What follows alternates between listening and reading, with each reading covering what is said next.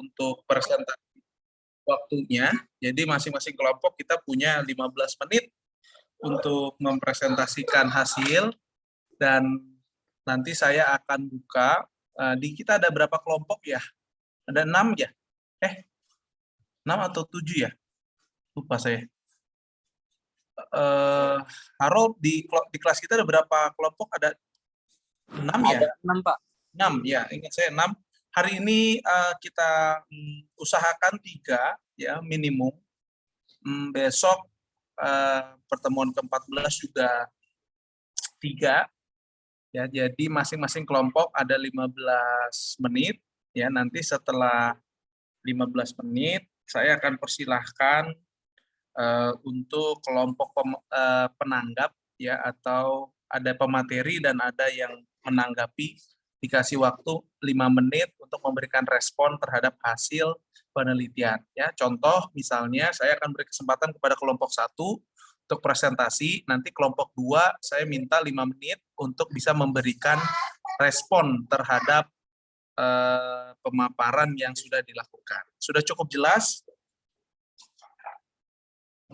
Saya langsung saja, waktunya 20 menit berarti masing-masing setiap kelompok ya. Oke. Nah, mudah-mudahan sudah tampil dan saya akan uji cobakan apakah sudah berjalan atau belum ya. Sebentar. Saya akan uji cobakan dulu. Oke.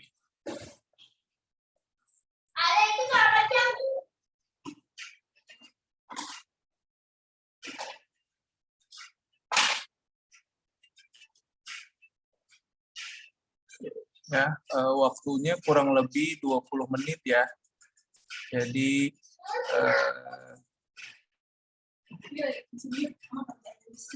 sip ya.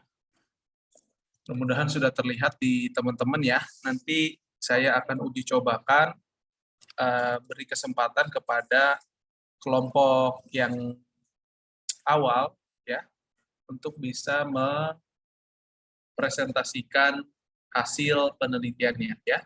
Kira-kira sebelum saya tunjuk, ada nggak kelompok yang mau menjadi volunteer di kesempatan pertama ini ya? Siapa kelompok yang mau menjadi volunteer, saya persilahkan untuk menuliskan di kolom chat. Boleh kelompok 5, Pak. Oh, silahkan. Terima kasih, dengan sangat senang hati. Saya akan beri kesempatan kepada kelompok 5 untuk presentasi di awal. Waktunya 15 menit ya. Nanti silahkan dilihat video saya atau video profil saya. Ya, di situ ada waktu 20 menit. Anda mohon bisa memanfaatkan sampai 15 menit. Untuk selanjutnya kelompok 6. Monitor kelompok 6. Pak. Oke, Hanif dan kawan-kawan nanti mohon bisa memberikan respon. Artinya menanggapi hasil tulisan atau paparan yang sudah diberikan. Apabila ada yang ingin ditanyakan, saya persilahkan ya di kurun waktu 5 menit tersebut. Setelah itu saya akan buka untuk sesi partisipan yang lain untuk bertanya jikalau ada ya. Cukup paham kelompok 5 dan 6? Paham, Pak. Paham, Mbak. Ya, kalau sudah, saya akan beri kesempatan waktu dan tempat untuk kelompok 5 melakukan presentasi 20 menit dimulai dari kata pertama Anda menyampaikan materi ya. Saya akan persilahkan silahkan kepada kelompok 6 untuk bisa 5 kepada memaparkan hasil penelitiannya ya. Selamat memaparkan. Baik, terima kasih Bapak atas waktu dan layarnya. Assalamualaikum warahmatullahi wabarakatuh.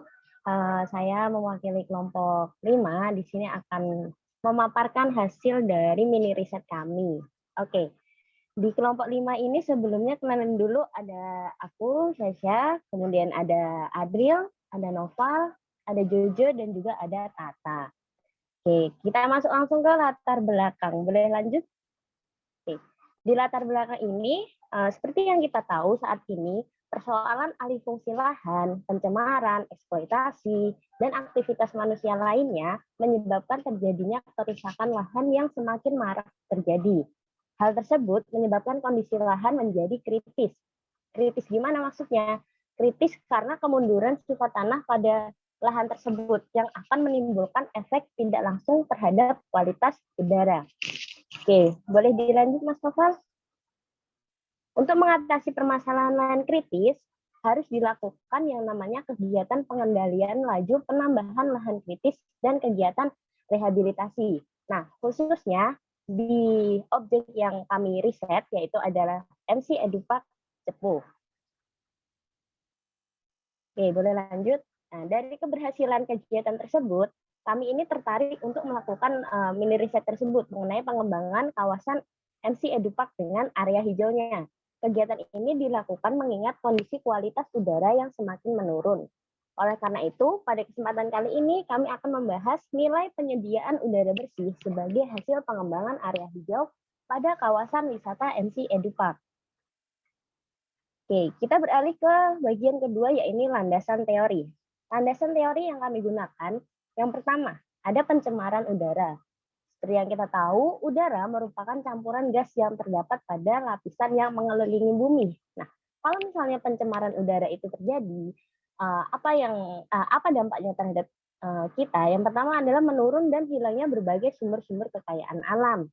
Kemudian hilangnya manfaat tanah bagi manusia, polusi atau pencemaran yang membawa penyakit. Yang terakhir adalah pengrusakan dan destruksi sosial yang dapat melumpuhkan semangat hidup karena ketakutan memikirkan masa yang suram. Oke, lanjut ke landasan teori yang kedua, yaitu kandungan di udara. Di udara, menurut TV Shiras tahun 1998 dalam patel yang diterbitkan tahun 2019 kembali, kandungan udara ada 3, 20% oksigen, 79% nitrogen, dan 0,3% karbon dioksida. Oke, kita lanjut ke landasan teori yang ketiga. Ada willingness to pay. Nah, kita udah nggak asing ya dengan WTP ini. WTP yang merupakan nilai di sini, WTP yang digunakan adalah nilai kegunaan potensial dari sumber daya alam dan jasa lingkungan. Oke, kita lanjut lagi yuk ke landasan teori selanjutnya adalah Contingent Valuation Method. Nah, kemarin kan kita udah bahas bareng dosen kita, Contingent Valuation Method itu apa? Yaitu metode mengestimasi nilai fungsi barang atau jasa yang tidak ada dalam struktur pasar, atau gampangnya non-marketed goods and service. Oke, boleh lanjut. Nah, metode CVM ini dapat dilakukan dengan dua teknis, yaitu teknis eksperimental dan teknis survei. Kelemahan dari CVM sendiri itu bias. Oke, kita lanjut ke bagian ketiga, yaitu metode penelitian. Metode penelitiannya secara ringkas, waktunya dilakukan dari bulan Juni hingga Juli 2022, berlokasikan di MC atau Migas Cepu Edupak, Kabupaten Blora, Jawa Tengah. Pendekatan yang kami gunakan adalah Contingent Valuation Method. Metodenya dengan melakukan survei, mengumpulkan data di lokasi penelitian. Oke, mari kita masuk ke bagian keempat. Hypothetical market, nilai manfaat udara bersih dari keberadaan MC Edupak. Yang pertama kita lakukan adalah identifikasi barang dan jasa. Oke, yang tadi udah disinggung sedikit ya, wilayah yang digunakan untuk MC atau MC Edupak itu sendiri adalah wilayah aset Kementerian ESDM yang dimiliki BPSDM Migas dan dikelola oleh PPSDM Migas Cepu. Sebelumnya, lahan tersebut merupakan lahan kritis, di mana beberapa bagiannya itu sebenarnya udah dapat bangunan, tetapi hanya dikhususkan untuk para pejabat Kementerian ESDM dan Pertamina. Kemudian dilakukan terobosan oleh PPSDM itu, mengubahnya menjadi lahan hijau sekaligus wisata umum untuk memaksimalkan aset PPSDM Migas Cepu. Penghijauan yang dilakukan tentunya akan sangat berdampak bagi lingkungan sekitar. Karena tidak hanya mulai tumbuhnya rumput hijau yang enak buat dipandang, namun juga ada usaha untuk menanam berbagai macam pohon untuk pelestarian. Oke, kita lanjut ke bagian kedua. Bagian kedua dari hypothetical market yaitu deskripsi program.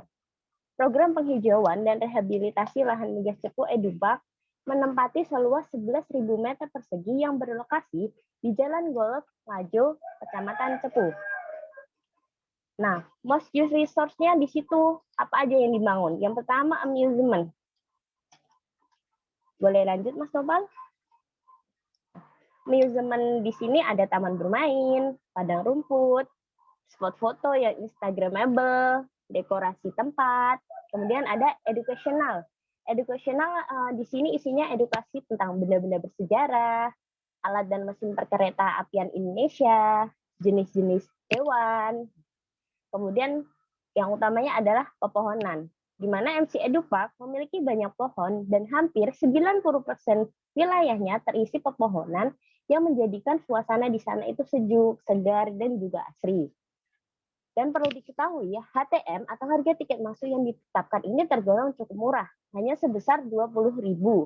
Karena keberadaan tanah yang sudah membaik tersebut sangat memungkinkan untuk mulai banyak menanam lagi berbagai macam tanaman, utamanya pohon. Sehingga dari program ini banyak manfaat yang didapat. Selain itu, pengintegrasian tanaman pohon ke dalam taman wisata sangatlah memungkinkan. Sudah banyak contoh juga yang berdiri di MC Edu Park, terus juga wisata alam, sehingga pelaksanaan program penanaman pohon ini seharusnya tidak mengganggu fungsi lain MC Edu Park, yaitu sebagai amusement dan juga educational. Oke, kita lanjut ke bagian ketiga, deskripsi pasar yang dikembangkan.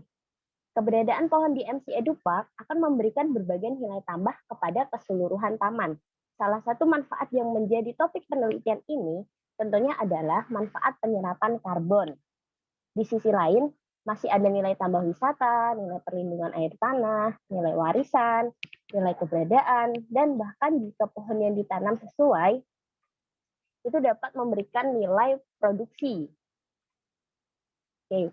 Selanjutnya kita ambil contoh nih dari valuasi ekonomi hutan di Kota TB Jakarta Selatan di DKI Jakarta oleh Anjani dan Harini tahun 2016. Sebagai gambaran ya, jadi kita merujuk ke penelitian ini, didapatkan nilai total economic value dari hutan Kota Tebet sebesar 1 miliar sekian per tahun.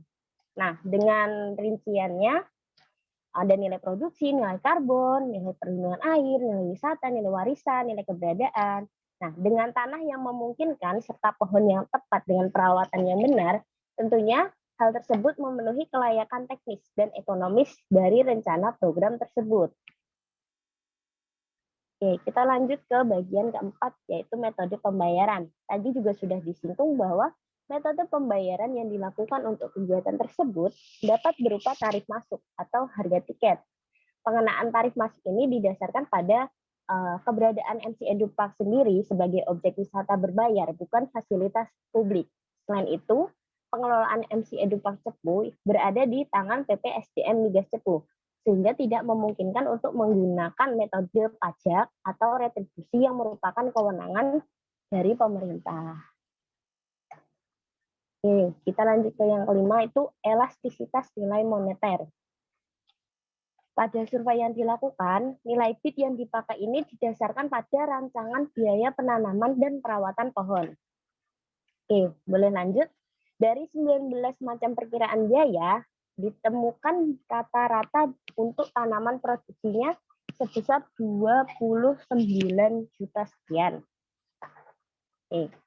Dari data yang ada, luas MC Edu Park kan 11.000 meter persegi. Oke, jika diasumsikan lahan yang dapat ditanami pohon adalah 60% dari total luas tanah, maka luas tanamnya hanya 0,66 hektar. Hasil di awal tadi rata-rata dikalikan 0,66 hektar ketemu 19 juta sekian. Oke. Kemudian diasumsikan bahwa dampak penyerapan karbon akan memberikan manfaat pada seluruh wilayah Desa Cepu tempat MC Edu Park itu berdiri, sehingga populasi terdampak adalah warga Desa Cepu dan juga pengunjung MC Edu Park. Populasi terdampak ini nilai estimasi populasi Desa Cepu dan juga pengunjung MC Edu Park, sehingga total populasi terdampak ada 24.000 sekian. Kemudian dari data-data di atas tadi, kita ada nilai bid dapat diperoleh dengan membagi biaya dengan populasi terdampak. Sehingga ditemukan nilai bid total 700 sekian dengan pembulatan ke atas adalah Rp 1000 sebagai batas bawah nilai bidding. Oke.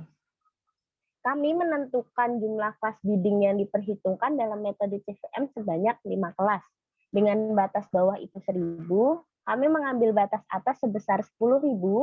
Alasannya adalah karena mempertimbangkan status responden yang sebagian besar adalah para pelajar dan belum bekerja, maka batas tertinggi nilai bidding tidak boleh terlalu rendah dan juga terlalu tinggi. Oke, kita masuk ke bab pembahasan nilai. Dari data hasil survei para responden dalam Pranala Data Primer WTP diperoleh jawaban atas 50 responden pada masing-masing nilai bidding. Bisa dilihat di sini dengan nilai bidding 1000, jawaban 50 responden 100% iya, tetapi untuk nilai bidding 3000 ada satu yang tidak. Kemudian untuk 5000 ada 2 yang tidak. Kemudian semakin tinggi nilai bidding, yang menjawab tidak semakin banyak. Oke, lanjut. Sebagian besar responden tadi merupakan para pelajar, sehingga mereka itu belum mempunyai penghasilan tahunan yang tetap gitu. Lanjut ke hasil perhitungan nilai dengan pendekatan non-parametrik. Setelah menghitung dengan nilai pendekatan non-parametrik, kami menemukan bahwa rata-rata WTP non-parametrik untuk semua kelas adalah sebesar 4.200 dengan total nilai kualitas udara MC Edupak per tahunnya adalah 100 juta sekian. Oke. Kemudian selanjutnya kami tampilkan hasil perhitungan nilai dengan pendekatan parametrik. Oke, total nilai kualitas udara MC Edupak per tahunnya didapatkan yang pertama ini tanpa mempertimbangkan karakteristik responden dulu ya, yaitu pendapatan. Didapatkan sebesar 184 juta sekian. Kemudian dengan menggunakan tipe 4 regresi logiknya, dengan mendemokrasikan pendapatannya, total nilai kualitas udara MC Edupak per tahunnya didapatkan 187 juta sekian. Tidak terlalu berbeda jauh ya sebenarnya hasilnya. Oke, di akhir kami menyimpulkan untuk mengambil nilai akhir dari pendekatan parametrik tipe yang keempat. Karena sebagian besar responden ini masih berstatus belum bekerja, sehingga variabel income atau pendapatan dapat memberikan ruang untuk terjadinya bias di dalam perhitungan nilai kami. Seperti yang tadi di awal, kelemahan metode CVM sendiri adalah bias. Baik. Terima kasih Bapak dan teman-teman sudah mendengarkan dari kelompok 5. Mohon maaf apabila terlalu cepat jadi kurang jelas. Mungkin nanti boleh ditanyakan. Waktu dan layar saya kembalikan ke Bapak. Terima kasih. Baik, terima kasih atas presentasinya ya. Saya kasih aplaus dulu ya. Kita boleh kasih reaction untuk kelompok 5.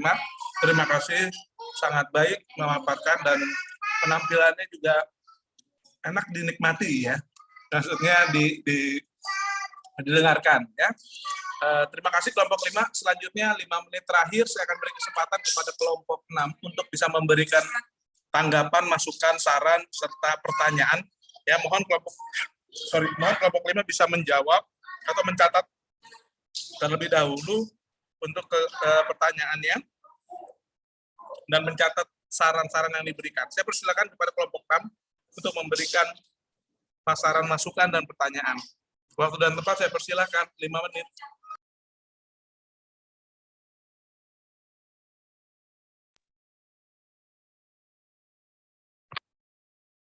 Saya izin mau bertanya.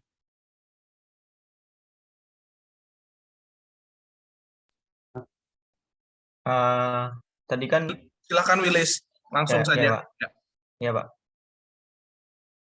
Nah, tadi kan kelompok Anda menggunakan 50 responden ya. Saya mau bertanya bagaimana metode kelompok Anda dalam menentukan ukuran sampelnya sebanyak 50 tadi. Dari sekitar tadi ada sekitar 24.000 populasi kalau nggak salah. Terima kasih. Baik, terima kasih Willis, pertanyaannya yang menarik ya. Bagaimana cara menentukan sampelnya kok 50 gitu ya? Kenapa nggak 53? Kenapa nggak 63 gitu ya? Oke, makasih Willis. Ditampung dulu mungkin dari kelompok 6, ada yang lain? Saya persilakan.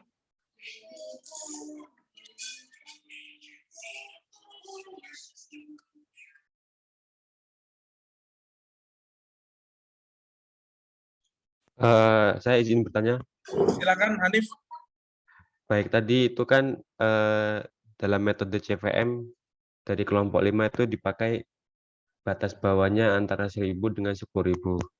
Nah, itu apakah hanya beracuan pada para pelajar yang belum bekerja, para pelajar dan orang-orang yang belum bekerja, atau ada perhitungan khusus dan pertimbangan khusus sehingga bisa menentukan angka 1.000 hingga 10.000 itu?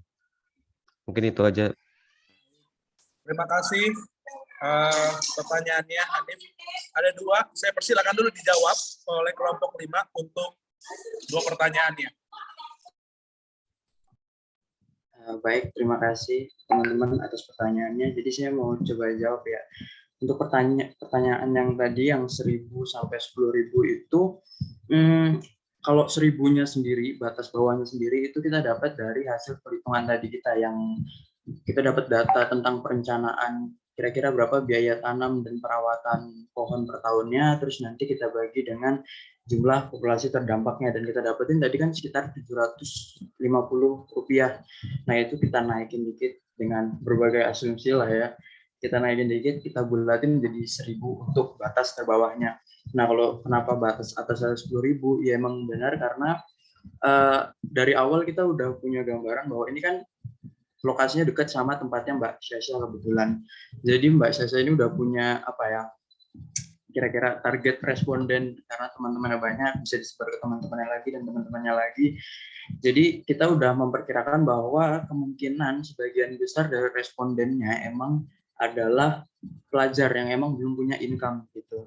Terus kalau kenapa pakai 50? Nah, ini kebetulan karena ini juga sih ya, karena kebetulan dapatnya respondennya sekitar angka segitu sih, walaupun mungkin 50 lebih, cuma kita potong yang terbawahnya dan akhirnya kita ambil 50 dan kita sebar ke beberapa kelas gitu sih kurang lebih. Oke, baik. Terima kasih ya. Ada beberapa penjelasan tadi yang disampaikan, termasuk mengenai bagaimana menentukan 50-nya ya. Sebenarnya data yang terkumpul lebih dari 50 ya. Tapi yang diolah ditampilkan hanya 50 responden. Kurang lebih begitu ya. Iya, Bang. Baik, makasih. Sementara kita bungkus dulu jawaban-jawabannya ya. Masih ada yang ingin ditanyakan dari kelompok lain? Izin Pak, kelompok 1 mau kasih saran sih Pak. Silakan, langsung Dit. Baik, terima kasih atas kesempatannya. Saya sebenarnya ingin memberi saran aja. Di mana tadi apresiasi juga presentasinya udah bagus, udah keren, dan mudah dipahami. Cuma mungkin sarannya kalau presentasi itu bisa dibagi-bagi sama teman-teman yang lain sehingga akan lebih proporsional untuk presentasinya.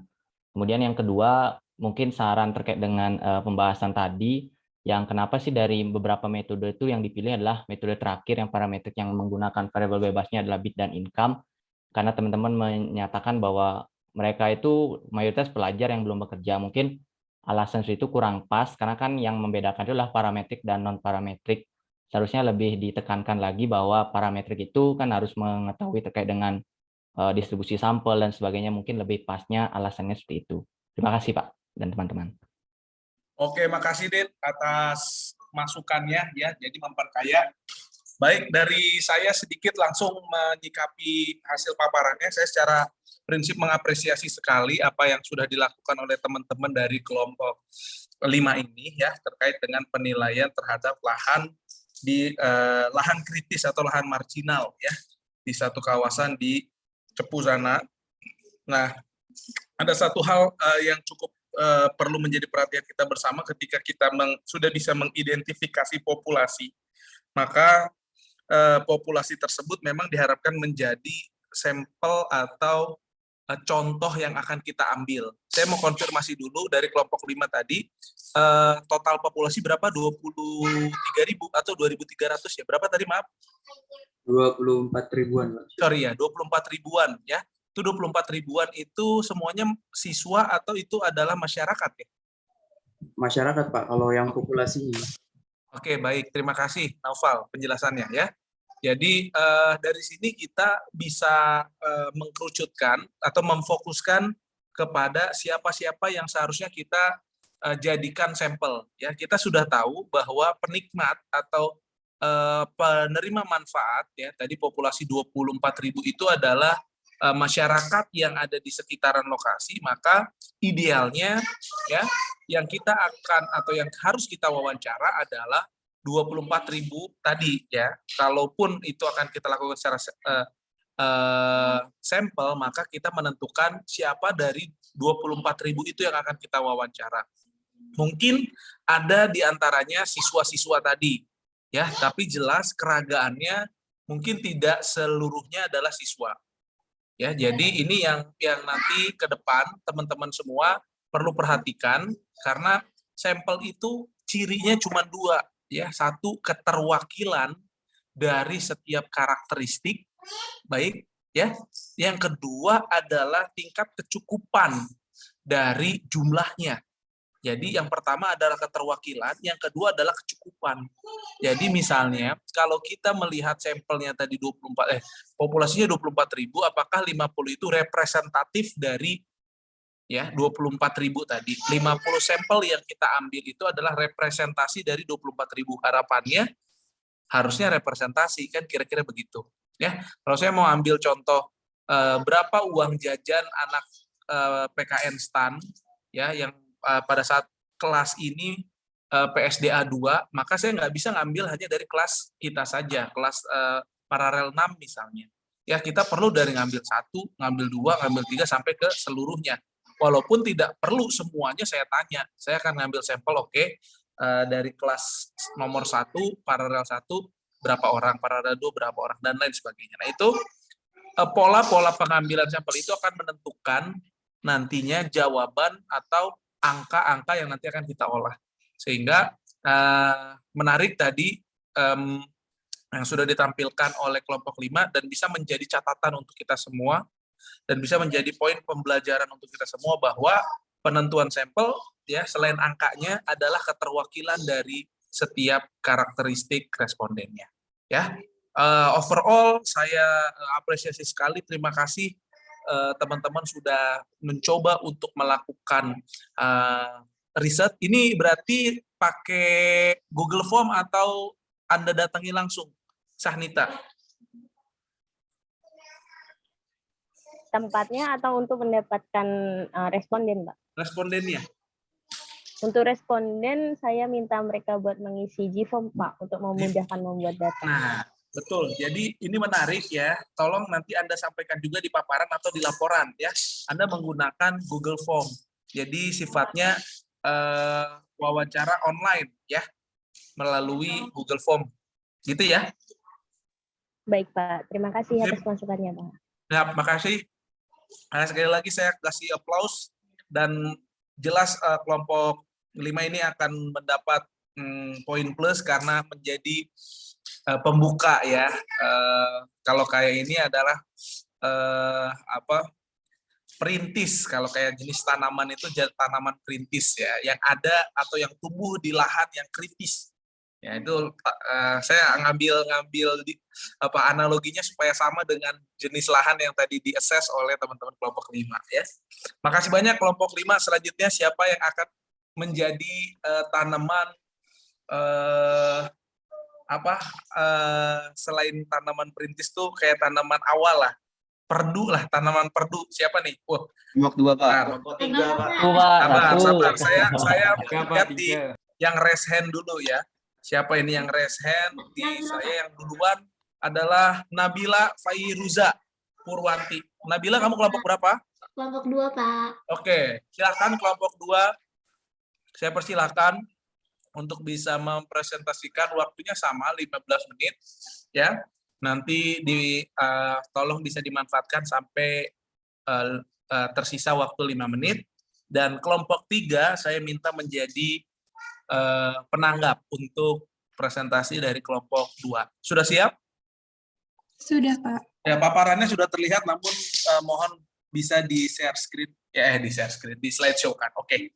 Terima kasih. Saya beri kesempatan 20 menit, waktu dan tepat saya berikan kepada kelompok 2. Mangga. Assalamualaikum warahmatullahi wabarakatuh. Selamat siang Pak Baroin, selamat siang teman-teman semua, dan selamat siang rekan-rekan kelompok 2 yang penuh semangat. Pada siang hari ini, kami akan memaparkan proyek kami terkait penilaian salah satu sungai di Pulau Jawa. Sungai ini digadang-gadang dan diharapkan menjadi sungai yang harum, apalagi kalau bukan Citarum harum. Kami telah melakukan penilaian atas jasa lingkungan Sungai Citarum sebagai pencegah banjir, terutama di Kabupaten Bandung. Langsung saja, untuk kelompok kami beranggotakan, yang pertama ada Burhan Zaki, dan yang kedua ada Imadi David, yang ketiga ada Nabila Faiza Burwanti, dan yang keempat ada Wahyu Manugroho, dan yang terakhir ada saya sendiri, Wahyu Tias Alia Gusnawati. Baik, untuk mempersingkat durasi, langsung saja untuk pemaparan yang pertama, saya persilahkan. Baik. Yang pertama, saya akan menjelaskan latar belakang dari penilaian kami atas jasa lingkungan yang diberikan oleh Sungai Citarum berupa tata kelola atau pencegahan banjir. Next. Menurut Dasrizal, Ansofino Juwita, dan Julianis pada tahun 2012, persediaan air yang mencukupi akan menjadi prasyarat bagi pembangunan manusia maupun ekonomi, di mana perilaku manusia memiliki pengaruh yang sangat besar atas ketersediaan sumber daya air di DAS lokal maupun ekosistem global. Nah, menurut Setiawan Gunawan, Dibyo Saputro, dan Giarsi pada tahun 2018, bahwa degradasi yang terjadi dan terus berlanjut, hal itu disebabkan oleh perilaku manusia, yang disebabkan oleh pengabaian terhadap potensi atas jasa lingkungan yang ada seperti tata air dan juga banjir. Kemudian, menurut Ningrum pada tahun 2017, bahwa peningkatan maupun penurunan kualitas dan kuantitas air sungai khususnya sangat berkaitan dengan pengelolaan sungai di daerah hulu yang berperan sebagai tangkapan air atau catchment area. Next.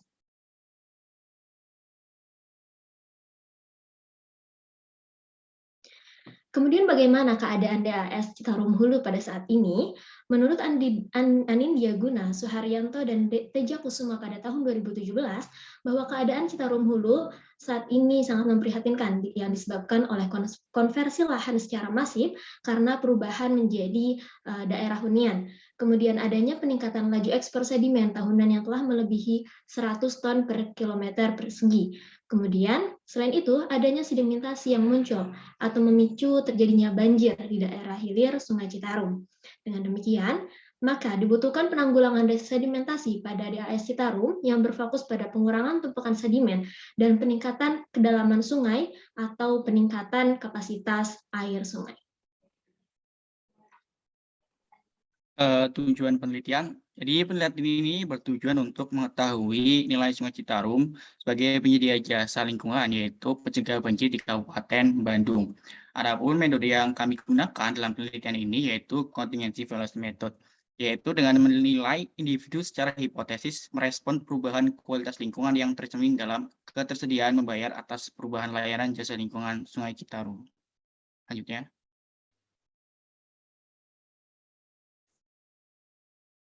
Lokasi penilaian yang kami ambil ini adalah Kabupaten Bandung.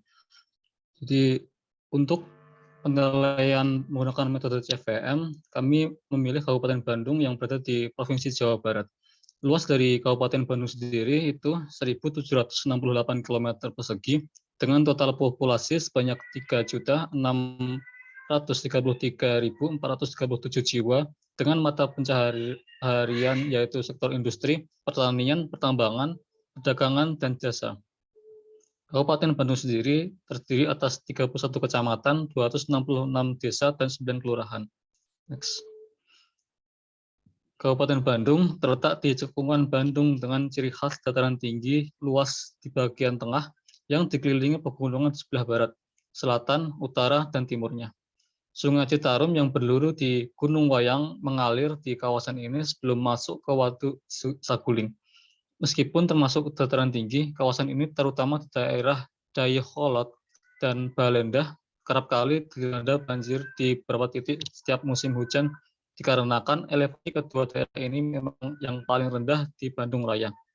Sehingga aliran sungai yang ada di Sungai Bandung semuanya bermuara ke Sungai Citarum yang berada di sekitar daerah ini. Hal ini diperparah dengan drainase yang buruk, pencemaran sungai, serta pendangkalan sungai yang cepat. Next. Selanjutnya yaitu metode analisis data.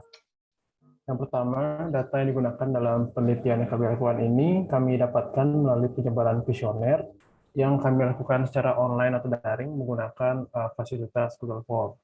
Kami menargetkan responden yang berasal dari warga masyarakat yang bertempat tinggal di Kabupaten Bandung.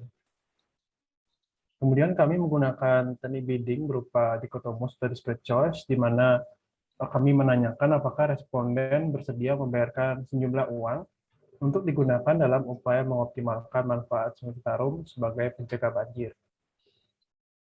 Di sini kami menganalisis data menggunakan dua metode, yaitu non-parametrik dan juga parametrik, di mana non-parametrik menggunakan teknik min, KMT, dan juga Turnbull. Sementara itu, untuk metode parametrik, kami menggunakan teknik regresi logit satu variabel bebas, yaitu tanpa karakteristik demografis, dan dua variabel bebas, yaitu dengan memasukkan karakteristik demografis berupa income atau penghasilan masyarakat.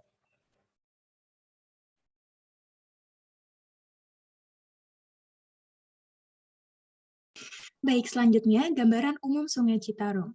Sungai Citarum merupakan sungai yang mengalir dari lereng Gunung Wayang di tenggara Kota Bandung, tepatnya di wilayah Desa Tarumajaya, Kertasari, Bandung.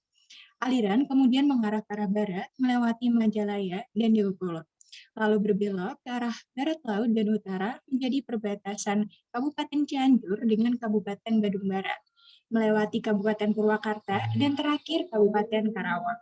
Sungai ini bermuara di ujung Karawang. Sungai Citarum sendiri memiliki panjang sekitar 297 km.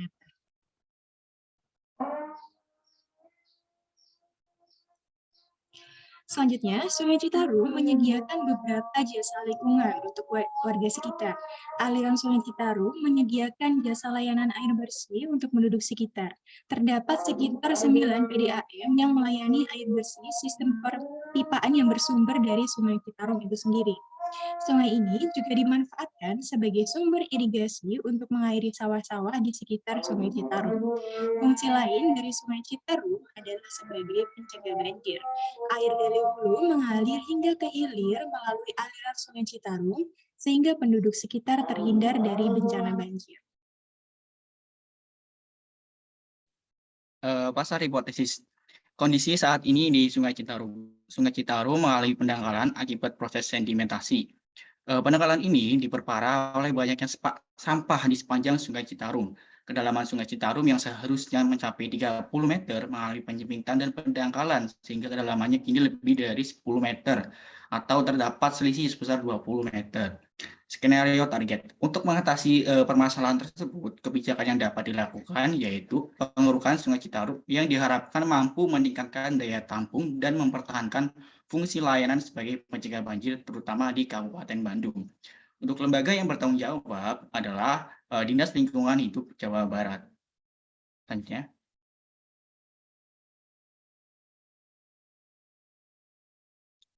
Kelayakan teknis dan ekonomis kebijakan. Parameter kelayakan teknis program tersebut dapat dilihat dari banyaknya program serupa, yaitu pengerukan yang dilaksanakan di berbagai wilayah di Indonesia. Dan secara ekonomis, kebijakan ini akan menghasilkan benefit yang lebih besar. Untuk metode pembayaran, kami sepakat melakukan metode pembayaran melalui retribusi kebersihan dan jasa layanan sampah. Adapun mekanisme pembayaran tersebut dipilih dikarenakan sampah merupakan salah satu faktor yang berkontribusi terhadap pendangkalan Sungai Citarum. Selanjutnya adalah penentuan nilai bidding atau WTP dari masyarakat itu sendiri. Nah, kami mendapatkan data berdasarkan pengerukan yang telah dilakukan sepanjang 180 km pada tahun 2013. Sebenarnya, kami mendapatkan data di mana biayanya itu dilakukan selama 3 tahun. Kemudian kami bagi menjadi per tahun dan didapatkanlah angka sebesar Rp2.407.407.407 per kilometer per tahun. Kemudian biaya pada tahun 2013 tersebut kami bawa ke tahun 2022 dengan menggunakan indeks inflasi, sehingga didapatkanlah nilai sebesar Rp3.145.684.346 per kilometer per tahun. Selanjutnya, kami mengalihkan biaya tersebut dengan panjang total sebenarnya dari Sungai Citarum sebesar 279 km dan didapatkan hasil sebesar Rp934.250.932 per tahun. Next. Nah, untuk menentukan nilai bidding, kami melakukan perhitungan dengan menghitung selisih dari daya tampung sebelum dilakukan pengerukan dan setelah dilakukan pengerukan. Nah, daya tampung sebelum pengerukan berdasarkan data yang kami peroleh ialah sebesar 118.800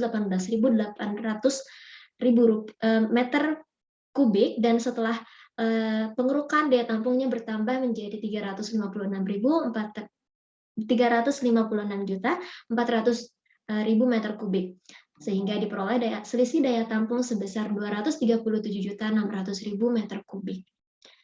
Selanjutnya, untuk penentuan nilai bidding, maka kami bagi nilai atau biaya yang diperoleh sebelumnya sebesar 934 miliar dengan total selisih daya tampung sebesar 237.600 meter kubik dan diperoleh nilai sebesar Rp3.932 per meter kubik per orang per tahun. Kemudian kami bulatkan menjadi Rp4.000 per meter kubik per orang per tahun. Dan hal itu menjadi nilai bidding minimum untuk nilai bidding yang akan kami tawarkan. Kami pun melakukan perhitungan atau penentuan dengan melakukan pelipatan dari nilai WTP yang telah ditentukan sebelumnya dan didapatkanlah nilai sebesar 4.000, 8.000, 12.000, dan 16.000. Next. Selanjutnya, kita masuk ke pembahasan perhitungan yang telah kami lakukan. Di sini kami telah melakukan kita telah menyebarkan G-form ke masyarakat Kabupaten Bandung. Dari keempat bidding tadi, 4.000, 8.000, dan 12.000 dan 16.000 dapat dari yang menerima 4.000 sebanyak 0,8, yang menolak 0,2, yang 8.000 0,7 menerima, 0,3 menolak, 12.000 0,7 menerima, 0,3 menolak, 16.000 0,4 menerima, dan yang 0,4 menolak. Lalu selanjutnya kita harus mencari median dari masing-masing kelas WTP. Di sini ada 4 kelas. Yang pertama ini dari yang WTP lebih dari 0 hingga 4.000. Di sini perhitungannya adalah dengan menambahkan yang nilai bawah dengan nilai atas, yaitu sebesar 0 tambah 4.000 dibagi 2 sehingga hasilnya adalah 2.000. Begitu juga dengan kelas-kelas yang lain, diambil nilai bawah ditambah dengan nilai atas, lalu dibagi dengan 2, didapat median dari masing-masing kelas adalah 2.000, 6.000, 10.000, dan 14.000. Next. Hasil dari perhitungan sebelumnya kita masukkan ke dalam penghitungan tipe 1 dengan nilai MEAN, yaitu untuk bidding 2.000, kita ambil data dari yang menerima 0,8 tadi, lalu kita kalikan 2.000 dengan 0,8, yaitu sebesar 1.600. Begitu juga dengan nilai bidding yang lain, kita kalikan dengan nilai median dengan nilai yang menerima, dapat dari masing-masing bidding ini 1.600, 4.200, 7.000, dan 8.400. Dari keempat nilai ini kita jumlahkan sehingga dapat WTP dari penghitungan tipe 1 ini sebesar 21.200. Lalu untuk penghitungan tipe 2 kita memerlukan data bidding lalu juga frekuensi dari yang menerima. kita masukkan ke dalam tabel, lalu kita perlu menghitung frekuensi dengan rumus Fj min Fj plus 1, yaitu dengan selisih frekuensi yang menerima yang bersangkutan dikurangi dengan yang setelahnya. Sehingga dari yang bidding 4.000 kita dapatkan Fj-nya sebesar 0,1, dari 0,8 dikurangi 0,7. Begitupun selanjutnya didapatkan Fj-nya dari yang bidding 4.000 0,1, dari bidding 8.000 0, dari bidding 12.000 0,1, lalu yang 16.000 0,6. Setelah itu kita kalikan bidnya dikali dengan frekuensi.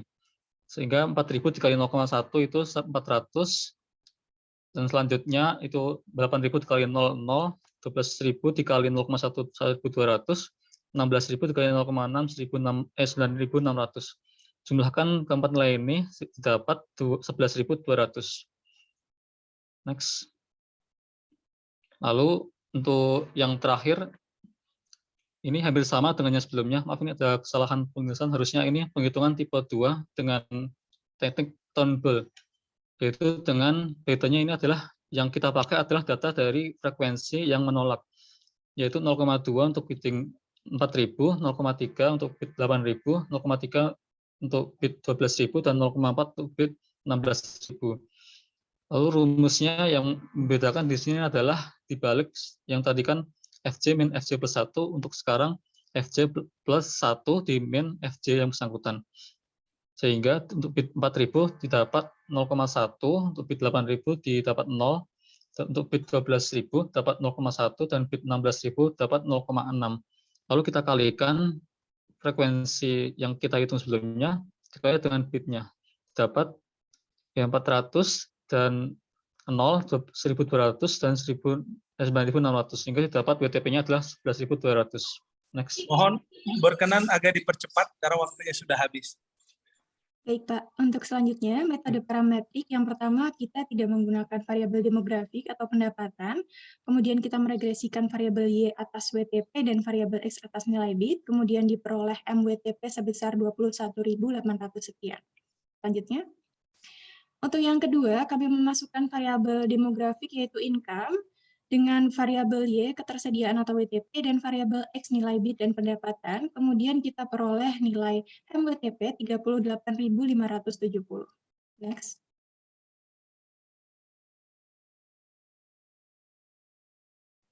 Kemudian untuk perhitungan nilai kami menggunakan 5 metode yang telah kita pelajari sebelumnya, dan kami rata-ratakan nilai dari setiap metode sehingga kami peroleh nilai 46.837 sekian.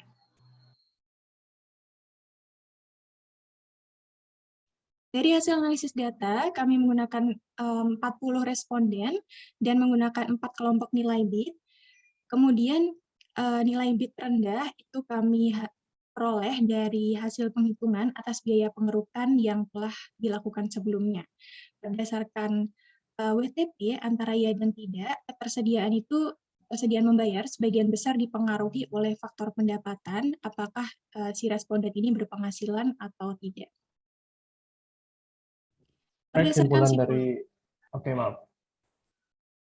Berdasarkan simpulan dari proyek kami, nilai Sungai Citarum sebagai penyedia jasa lingkungan berupa pencegah banjir di Kabupaten Bandung berkisar antara 25 miliar hingga 86 miliar per tahun.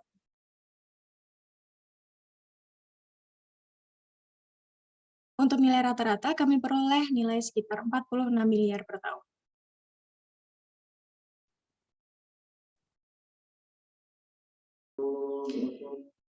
Untuk saran, yang pertama untuk peneliti agar mampu memperbaiki dan memperluas cakupan penelitian. Untuk pemerintah, kami harapkan mampu menjadi dukungan sebagai kebijakan ke depan untuk Sungai Citarum. Dan untuk masyarakat, agar tidak membuang sampah dan memberikan retribusi untuk program yang kami ajukan.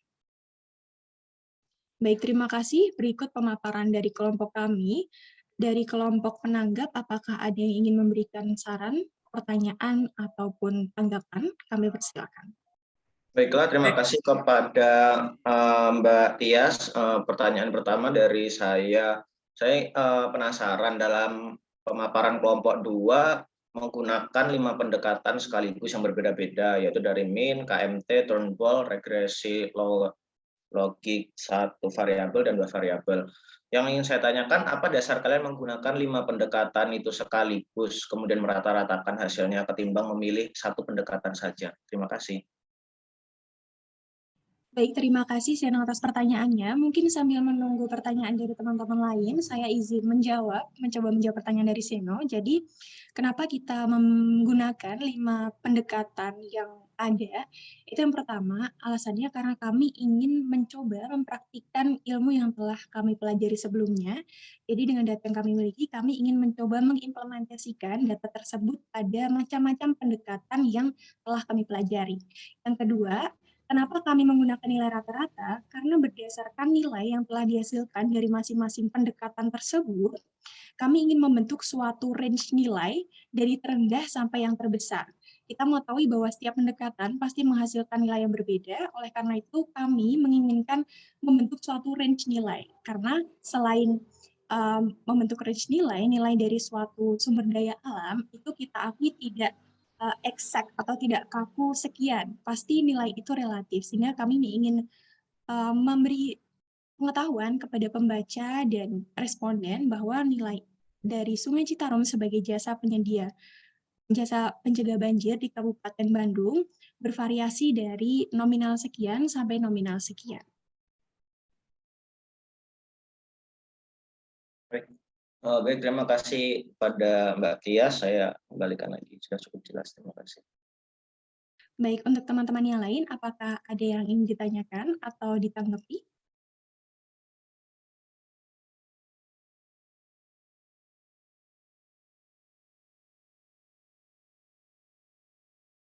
Silakan, masih ada dari kelompok lain juga saya persilakan. Baik, saya izin bertanya kalau gitu dari kelompok lain. Silakan. Kelompok 1, terima kasih atas kesempatannya. Saya ingin bertanya, tadi kan untuk mencari nilainya itu kan indexing ya, yang 2013 dibawa ke 2022. Dan di sana juga di 2013 itu kan yang ibaratnya dikeruk itu kan 180 apa itu panjangnya 180 kilometer. Nah, apakah kan kalian hanya mengindexing nominal rupiahnya saja? Apakah di tahun 2022 ini yang kalian gunakan tahun 2013 itu apakah sama juga mengendapnya itu sama persis 180 km atau bagaimana? Terima kasih. Baik, makasih. Mungkin bisa langsung dijawab saja karena sudah dipaparkan juga ini tampilannya. Silakan.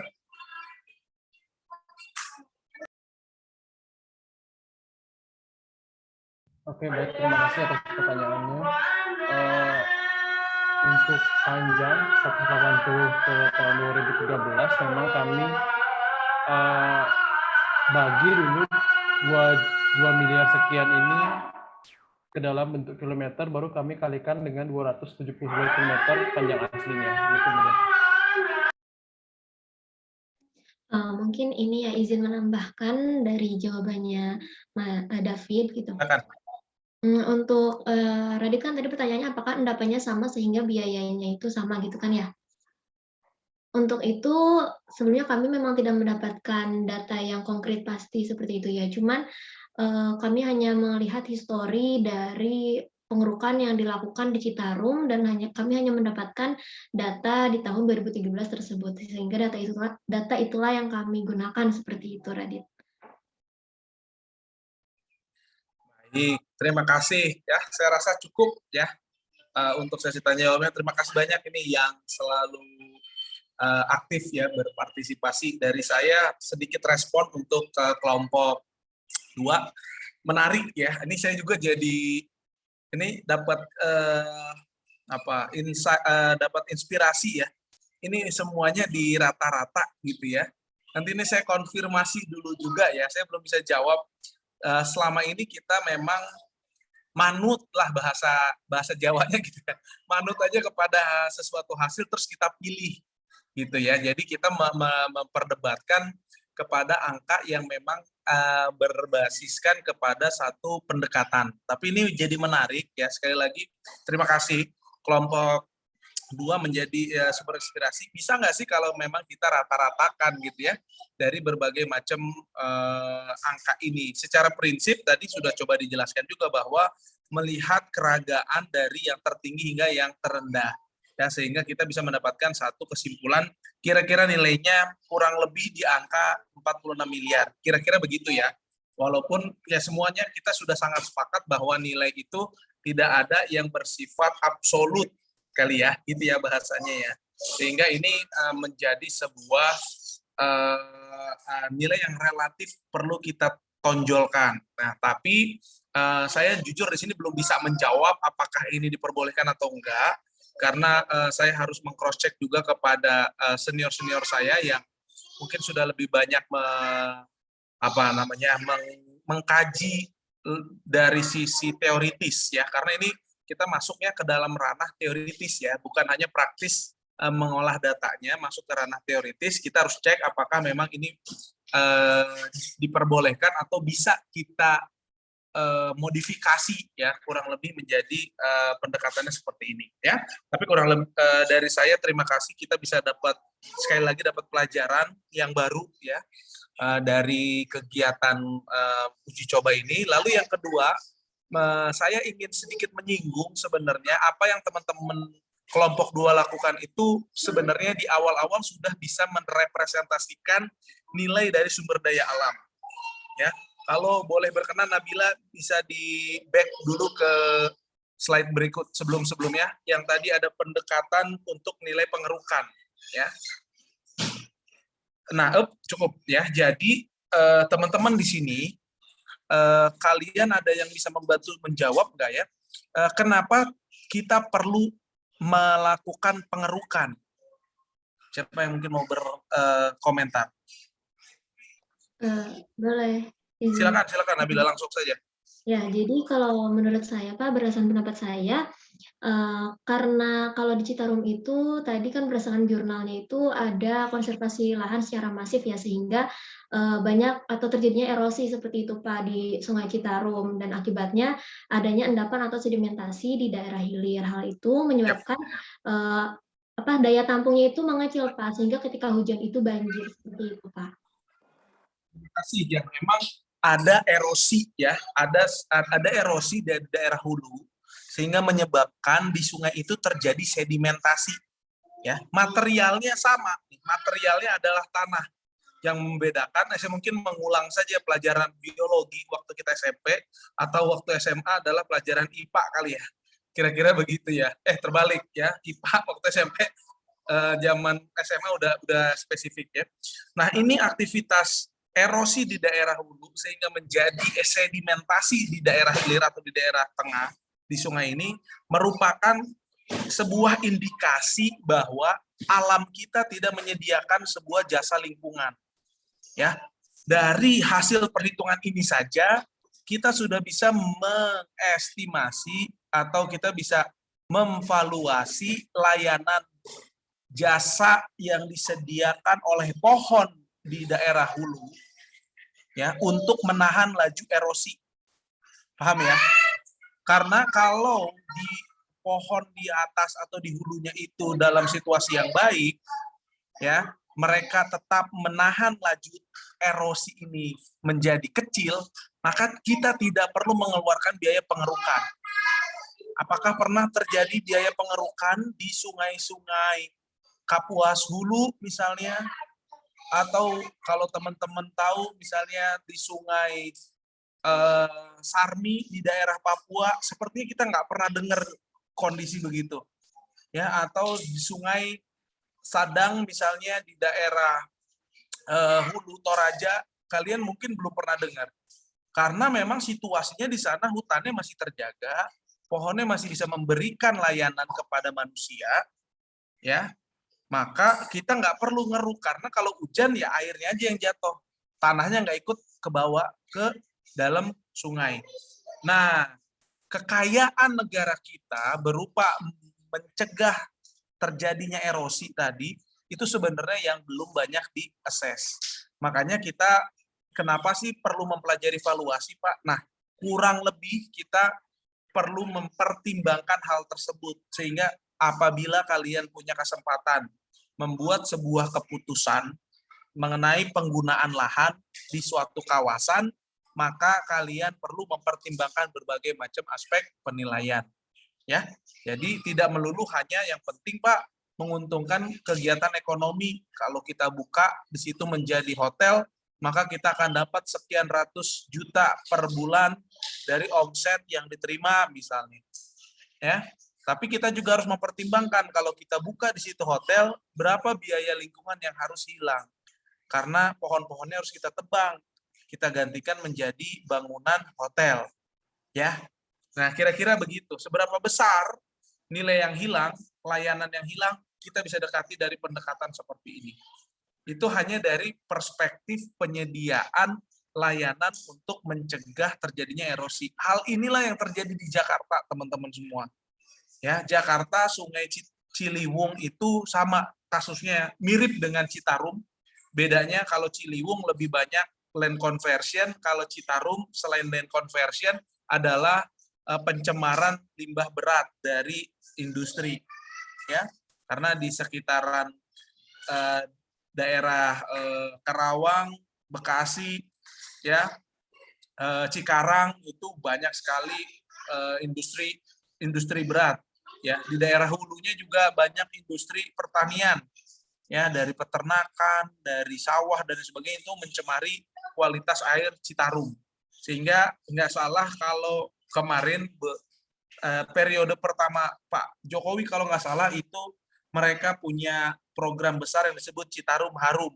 Tadi sudah disebutkan oleh pemateri. Ya, dari saya kurang lebih sangat menarik kelompok 2 ya presentasinya, dan bisa membuka mata kita terhadap satu layanan dari alam yang sekiranya sampai saat ini mungkin sudah banyak orang yang tahu, tapi belum banyak orang yang mau bertindak berdasarkan hasil-hasil perhitungan ini, ya. Karena sekali lagi nilai ini baru bersifat valuasi, ya, belum bisa dieksekusi secara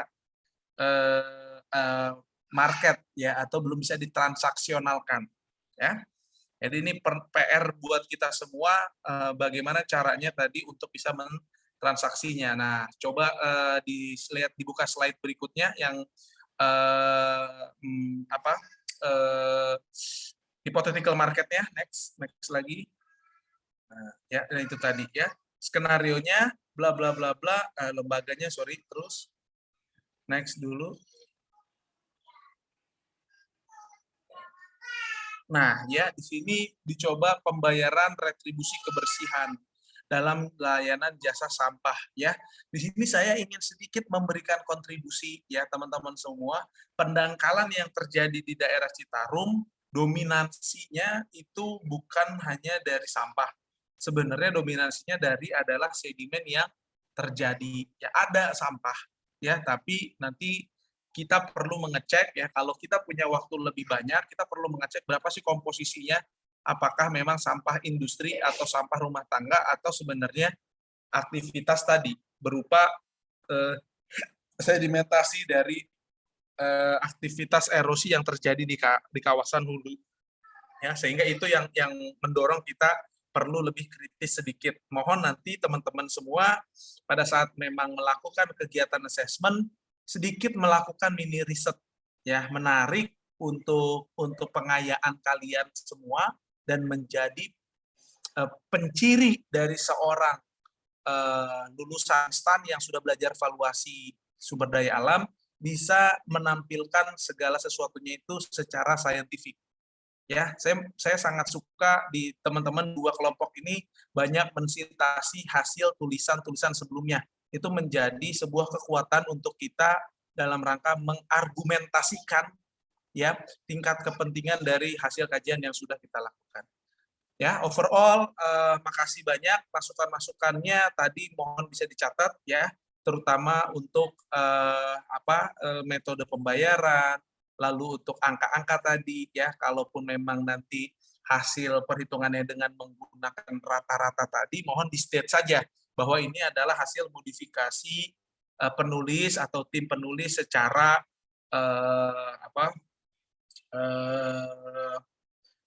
hal yang dianggap menjadi sebuah keterbaruan, ya, namun disaran perlu melakukan, ya, telaah teoritis mengenai pendekatan yang digunakan. Kira-kira begitu ya Nabila ya, supaya kita secara proses pembelajaran masih tetap diakomodir, namun apabila ingin kita duplikasi di dalam kegiatan yang lebih aplikatif lagi, khususnya nanti kalau dalam rangka kalian menjadi seorang penilai yang memang sudah diperuntukkan menentukan sebuah kebijakan, maka hal-hal tersebut harus kita consider, harus kita bahasa Indonesianya itu consider tuh harus kita mempertimbangkan, harus kita pertimbangkan ya, kira-kira begitu. Oke, makasih kelompok 2 atas pemaparannya ya, saya kasih aplaus yang meriah untuk kelompok 2. Terima kasih. Kelompok 3 juga, dan tadi dari penanggap atau pertanyaan yang lainnya. Selanjutnya di sini masih ada tersisa 1 ya, ini jujur saja ini saya berdasarkan list yang raise hand di saya ya. Ini ada Putu, ada Priyangginur, ada Seno, ada Sinta, ada Hero. Makasih banyak kalian sudah antusias ya dalam rangka presentasi ini. Namun saya dengan berat hati harus memilih 1 di dalam kesempatan minggu ini ya, yaitu silahkan kelompoknya Seno untuk bisa presentasi. Silahkan dari kelompok berapa, Sen? Dari kelompok 3, Pak. Dari kelompok 3. Baik, kelompok 3 selanjutnya kelompok 4 ya, untuk bisa memberikan nanti tanggapan. Kelompok 3 nanti juga harus presentasi dulu, kita sama-sama mendengarkan. Bagi kelompok yang lain, kelompok 4, kelompok 6, kelompok 1, mohon bisa mendengarkan saran masukannya secara keseluruhan. Nanti untuk minggu depan, mohon tidak diulangi lagi hal-hal yang sama. Ya, jadi kita langsung fokus kepada masukan-masukan yang lain. Ya, terima kasih. Saya persilakan kelompok 3 untuk presentasi, waktunya sama, 15 menit dimulai dari kata pertama, dan Anda berakhir di 5 menit terakhir. Ya, saya persilakan kelompok 3 untuk memulai. Baik, Pak. Terima kasih banyak, Pak. Apakah sudah terlihat? Baik, Oke, Pak. sudah Mulai. terlihat. Terima kasih. Terima kasih. Di sini saya Seno Sakti Sudaragiri akan memandu jalannya presentasi kelompok 3. Untuk pemaparan pertama akan disampaikan oleh Dika. Kepada Dika dipersilakan.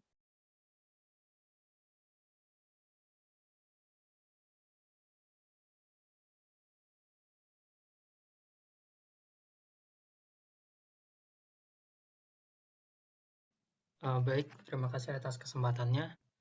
Yang pertama saya akan menjelaskan tentang abstrak.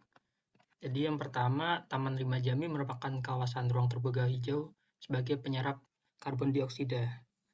Kemudian kelompok kami akan mencari nilai ekonomi non-pasar dengan melihat willingness to pay masyarakat untuk membayar pajak karbon yang berguna sebagai perawatan Taman Rimba Jambi. Penelitian ini menggunakan metode CVM dengan pendekatan dichotomous choice dengan format single bounded referendum dengan jumlah responden 60 yang dibagi menjadi 4 bit. Penelitian ini diharapkan menjadi bahan penelitian dan pertimbangan bagi pemerintah kota.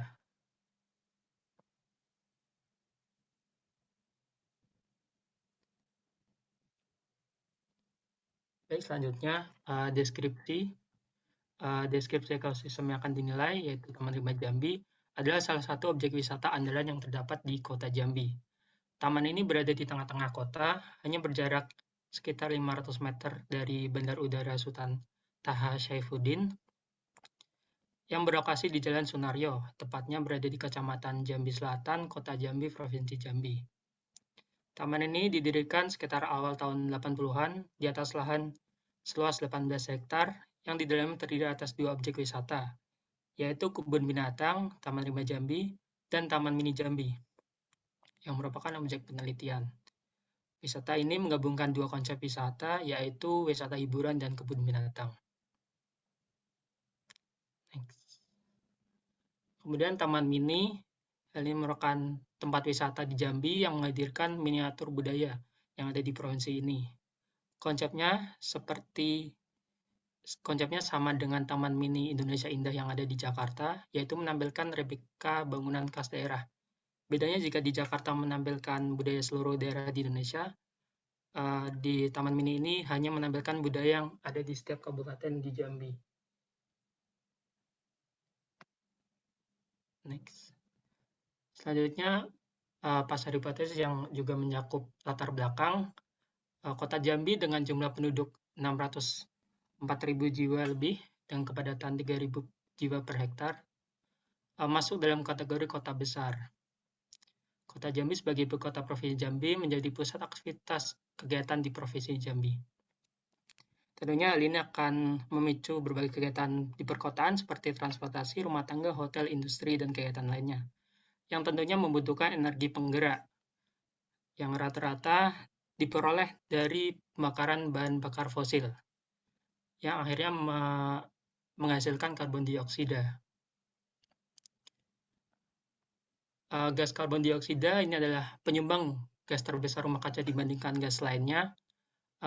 Seperti yang kita ketahui, dampak rumah kaca akan menimbulkan efek yang buruk bagi bumi, seperti temperatur semakin tinggi, perubahan iklim yang drastis, dan melelehnya glacier yang meningkatkan kadar air laut.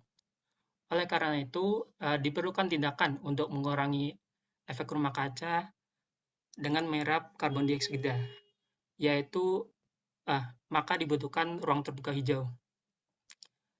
Ruang terbuka hijau memiliki fungsi ekologis, yaitu sebagai area resapan air, penghasil oksigen, peredam kebisingan, filter dari partikel padat yang mencemari udara kota, serta membantu dalam menyerap karbon dioksida dengan proses fotosintesis. Next. Salah satu ruang terbuka hijau di Jambi adalah Taman Rimba Jambi. Selain berfungsi sebagai tempat wisata dan olahraga, Taman Rimba Jambi bermanfaat sebagai kawasan hijau yang menyerap karbon dioksida. Kondisinya pada saat ini kurang terawat, seperti nutrisi pepohonan yang hanya mengandalkan air hujan saja dan adanya rumput liar di berbagai titik. Dan kemudian masih terdapat beberapa pohon sawit yang sudah tidak produktif, yang seharusnya bisa digantikan dengan tanaman lain yang lebih produktif dalam menyerap karbon dioksida seperti tanaman termbesi, kasia, ataupun kenanga. Sehingga diperlukan peran serta masyarakat dalam menjaga kondisi Taman Rimba Jambi yang nantinya akan yang nantinya kontribusi tersebut dalam berbentuk pajak karbon. Pajak karbon ini dimasukkan menjadi salah satu bagian dari pajak daerah kabupaten kota yang diperuntukkan untuk program perawatan dari Taman Rimba Jambi. Dengan target dari program tersebut ialah masyarakat Kota Jambi dapat mendapatkan layanan penyerapan karbon guna menjaga kualitas udara di Kota Jambi. Baik, pemaparan selanjutnya akan dilanjutkan oleh rekan saya, Seno. Baiklah, untuk selanjutnya saya akan menjelaskan mengenai metode penelitian yang membahas mengenai ruang lingkup penelitian, lokasi dan waktu penelitian, dan pemilihan teknik bidik. Yang pertama yaitu ruang lingkup penelitian. Penelitian ini membahas mengenai penilaian manfaat ekonomi dan pasar dengan mencari tahu WTP, jasa layanan ekonomi berupa penyerapan karbon dioksida di Taman Rimba Jambi, khususnya objek wisata Taman Mini sebagai salah satu upaya untuk menjaga kualitas udara. Metode yang digunakan yaitu CVM, kemudian terdapat 60 responden berbeda yang terbagi dalam 4 kelompok berdasarkan harga bid. Kemudian untuk kriteria pemilihan responden diantaranya merupakan masyarakat Kota Jambi yang berumur 17 tahun ke atas dan pernah mengunjungi Taman Rimba Jambi. Kemudian untuk lokasi dan waktu penelitian, untuk waktu dilaksanakan tanggal 28 Juni hingga 19 Juli 2022. Untuk arealnya yaitu Taman Rimba Jambi sendiri masuk dalam kawasan RTH sesuai Perda Kota Jambi nomor 9 tahun 2013 tentang RT/RW. Untuk luasnya itu seluas 18 hektar yang di dalamnya terdapat 2 objek wisata yaitu kebun binatang dan juga taman mini. Dikutip dari portal berita MC News bahwasanya untuk lahan kebun binatang seluas 6,6 hektar. Namun pada saat melakukan pengukuran secara manual menggunakan Google Earth Pro hanya 1,48 hektar sehingga sisa lahan setelah dikurangi dengan berbagai sebagai perkerasan didapatkanlah luas yaitu 12,03 hektar sebagai lokasi utama objek penelitian. Perbedaan tersebut dikarenakan tidak terdapat sumber akurat seperti peta lokasi yang terdapat dalam sertifikat tanah, sehingga tidak tahu batas-batasan bangunan tersebut. Kemudian juga mengingat kepentingan privasi. Kemudian untuk pemilihan teknik bidding, penentuan harga bidding yaitu dengan pendekatan elisitasi dikotomus choice untuk menentukan nilai WTP. Pendekatan elisitasi ini merupakan pendekatan yang paling banyak digunakan dan paling disukai karena menyerupai perilaku konsumen pasar.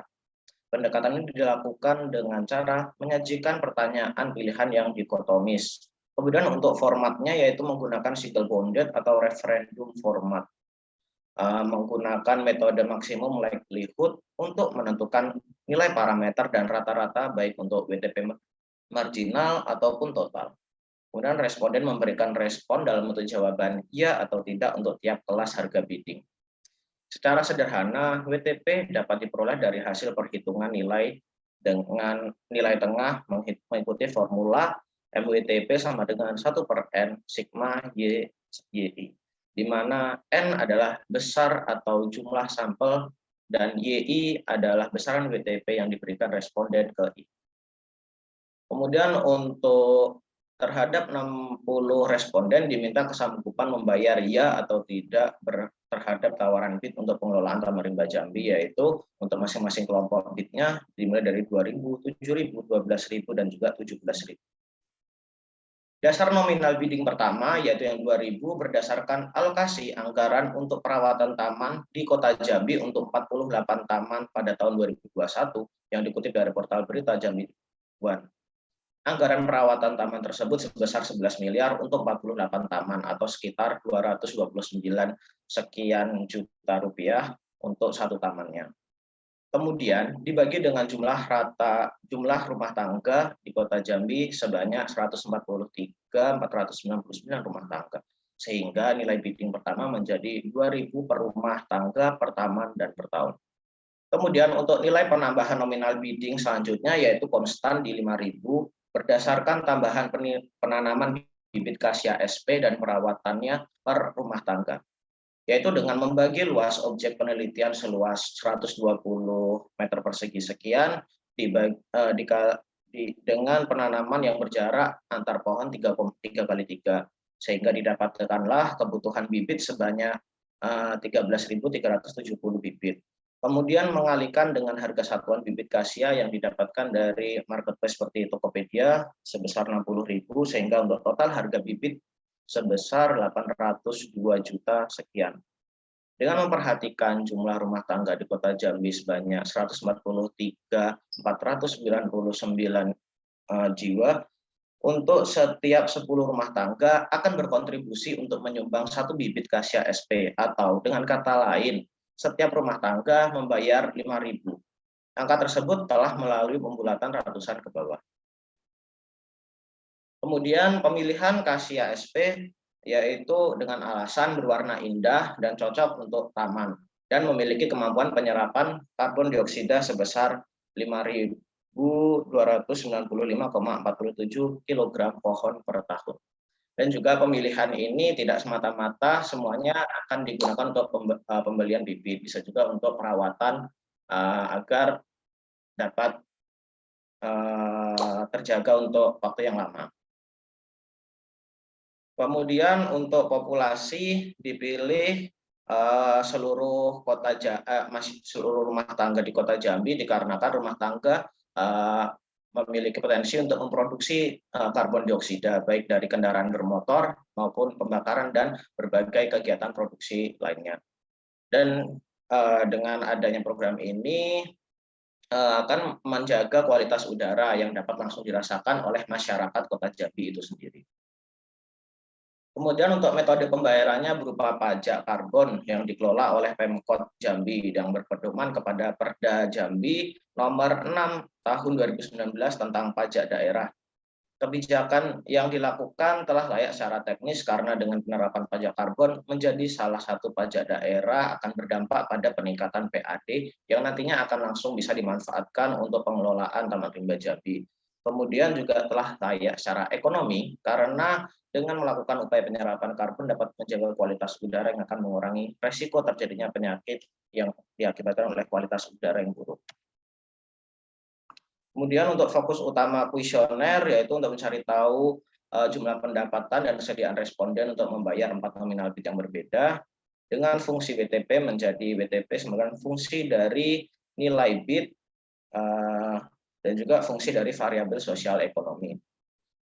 Seberapa besar peluang seseorang untuk membayar digunakan pilihan kualitatif dalam bentuk model peluang linear sebagai berikut. Baiklah, untuk selanjutnya akan dijelaskan oleh rekan saya. Selanjutnya hasil penelitian. Dari hasil kuesioner yang telah dilakukan, supaya lebih rapi dan mempermudah perhitungan, dibuatlah tabel yang ditampilkan dengan memasukkan angka atau hasil dari jumlah responden, nominal, bidding, WTP, dan pendapatan responden. Seperti yang dikatakan Seno tadi, kita menggunakan bidding 2.000, 7.000, 12.000, dan 17.000 dengan jumlah responden per bidding 15 orang dengan pendapatan yang berbeda. Next. Nah, dari hasil tadi dapat disimpulkan di tabel Relative Frequency of Acceptance dan Refusal bahwa untuk bidding 2.000 menghasilkan accept sebesar 80% dan reject sebesar 20%, untuk bidding 7.000 menghasilkan accept sebesar 60% dan reject sebesar 40%, untuk bidding 12.000 menghasilkan accept sebesar 53% dan reject sebesar 47%, untuk bidding 17.000 menghasilkan accept sebesar 40% dan reject sebesar 60%. Next. Dari tabel relatif frekuensi tadi didapatkan kurva seperti yang digambar. Untuk accept digambarkan dengan garis merah dan reject dengan garis hijau. Dapat dilihat dari gambar bahwa ketika penambahan pajaknya sebesar 2.000 atau nominal bidding terendah, tingkat kesediaan membayar masyarakat Kota Jambi untuk membayar penambahan pajak tersebut cukup tinggi. Sedangkan ketika penambahan pajaknya sebesar 17.000 atau nominal bidding tertinggi, tingkat kesediaan membayar masyarakat Kota Jambi rendah. Nah, dari kurva tersebut dapat disimpulkan bahwa semakin rendah nominal penambahan pajak karbon, maka tingkat kesediaan membayar masyarakat Kota Jambi tinggi. Sedangkan semakin tinggi nominal penambahan pajak karbon, maka tingkat kesediaan membayar masyarakat Kota Jambi menjadi rendah. Selanjutnya akan dilanjutkan oleh teman saya. Oke, yang selanjutnya itu ada metode yang kami gunakan dalam penelitian ini, yaitu metode demografik dengan menginkludkan pendapatan di dalamnya. Tujuannya adalah karena kami ingin memfokuskan nilai yang didapatkan itu sudah dipengaruhi oleh pendapatan. Kemudian kami menggunakan bantuan SPSS untuk mencari koefisien bid dan juga koefisien income serta konstantanya. Kemudian didapatkanlah hasil seperti yang tertera di layar. Kemudian rata-rata income-nya yang telah kami cari itu adalah 2.115.000. Dari hasil data SPS tadi, bisa menghitung minus alfa 1 per alfa 2-nya, yang mana alfa 1 itu merupakan konstanta dan alfa 2-nya merupakan koefisien bid. Didapatkan hasil seperti yang tertera di layar. Next. Kemudian yang selanjutnya MWTP. Sebenarnya MWTP ini bisa dihitung dengan dua cara, dengan menjumlahkan minus alfa 1 per alfa 2 dengan minus alfa 3 per alfa 2 dikali rata-rata income yang tadi, atau dengan menggunakan rumus yang ada di PowerPoint ini. Hasilnya akan sama, yaitu sebesar 13.784. Next.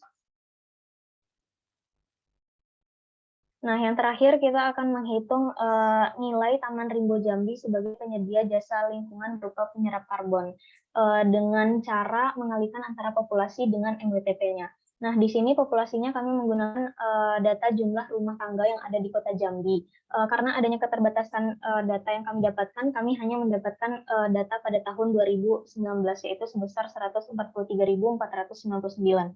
Next. Jadi kesimpulannya adalah nilai dari Taman Rimbo Jambi sebagai penyerap karbon itu adalah sebesar Rp1.977.980.506. Next. Yang selanjutnya akan dijelaskan oleh teman saya. Baik, kesimpulan yang dapat ditarik adalah dalam penelitian ini didapatkan total nilai non pasar Taman Rimba Jambi sebagai penyerap karbon adalah sebesar 1.977.980.000 sekian. Nah, nilai ini didapatkan dari marginal WTP sebagai salah satu upaya menjaga layanan ekosistem berupa penyerap karbon, sehingga total nilai keseluruhan didapatkan dari marginal WTP tersebut dikalikan dengan populasi rumah tangga di Kota Jambi. Kemudian, saran yang pertama adalah bagi pemerintah Kota Jambi dapat menjadikan penelitian ini menjadi salah satu pertimbangan untuk menyusun peraturan ke depannya, karena berdasarkan pasal 3 Perda Kota Jambi nomor 5 tahun 2011 tentang pajak daerah, belum terdapat adanya upaya dalam menjaga kualitas udara, khususnya penyerapan karbon dioksida, melalui instrumen pajak daerah. Nah, terlebih lagi, rencana penerapan program pajak karbon yang peneliti usulkan ini merupakan kompensasi atas produksi CO2 rumah tangga di luar dari kendaraan bermotor saja, namun lebih luas daripada proses produksi yang menghasilkan CO2 seperti pembakaran sampah sembarangan dan lain-lainnya. Yang kedua, dengan adanya penerapan pajak karbon ini tidak semata-mata bagi masyarakat dapat memproduksi CO2 secara sembarangan, sehingga diharapkan masyarakat juga dapat menjaga kualitas udara. Nah, sekian, saya kembalikan ke Seno. Baik, terima kasih. Untuk selanjutnya kepada kelompok 4 untuk menanggapi, dipersilahkan.